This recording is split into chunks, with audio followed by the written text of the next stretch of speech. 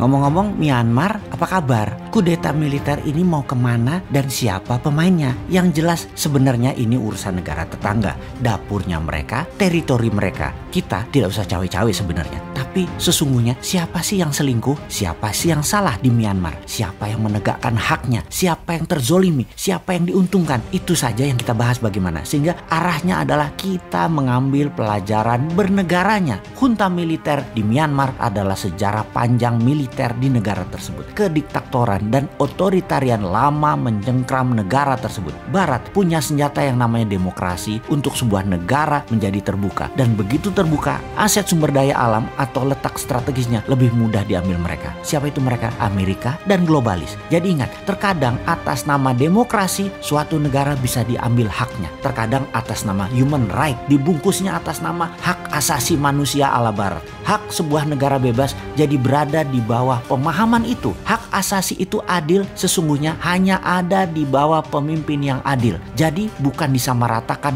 barat adalah begini, timur adalah begini. Jadi human right jadi berbeda selama pemimpinnya tidak adil. Selama adil tidak ada yang namanya human right bermasalah. Oke, kita kembali ke Myanmar. Demokrasi akhirnya masuk ke Myanmar. Aung San Suu Kyi jadi pemimpin dengan menang telak pada saat pilpres. Disinilah militer tertampar. Suara rakyat ternyata tidak menginginkan mereka. Demokrasi dan pemerintahan terbuka mulai dijalankan dan mulailah asing masuk, terutama Tiongkok selain Amerika kencang atau cepat masuk ke Myanmar. Pabrik-pabrik besar Tiongkok menyedot sumber daya alam Myanmar sejak lama dan cepat. Myanmar adalah negara perbatasan langsung dengan Tiongkok dan cara berpikir negara berdaulat itu sekali lagi berbeda dengan negara yang lemah kedaulatannya. Myanmar saat itu diambil asetnya oleh Tiongkok. Sekali lagi, ini yang menjadi penting untuk kita diskusikan. Negara Amerika itu, contohnya ya, sebelum kita masuk ke pelajaran selanjutnya, negara Amerika itu seluruh homeland adalah kontinental Amerika, kendalinya harus penuh dari ujung Alaska sampai selatan Argentina harus full dikendalikan Amerika. Ada apa saja di negara selatan Amerika, Amerika akan kirim tentaranya,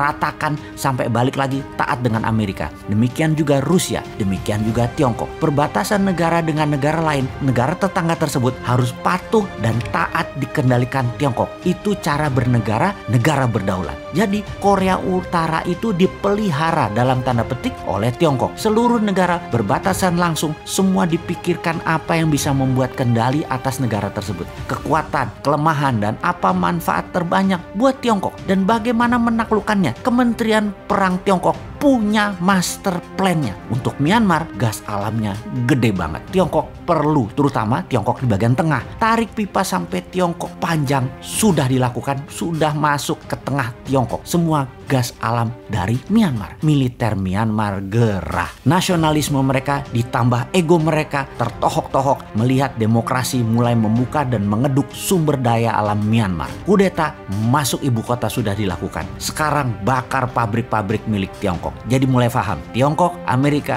globalis dihantam oleh militer yang merasa mereka adalah mengeduk aset nasional dan militer bergerak atas nama nasionalisme. Itu pendapat militer Myanmar. Ya sudah, sekian dulu informasinya. Gak penting-penting banget sih informasi dari Bosman kali ini. Tapi sekali lagi ingat, jangan dibawa-bawa kemana-mana pikiran kalian. Tetap ke Myanmar ya, jangan ke Sulawesi segala, ngawur kalian.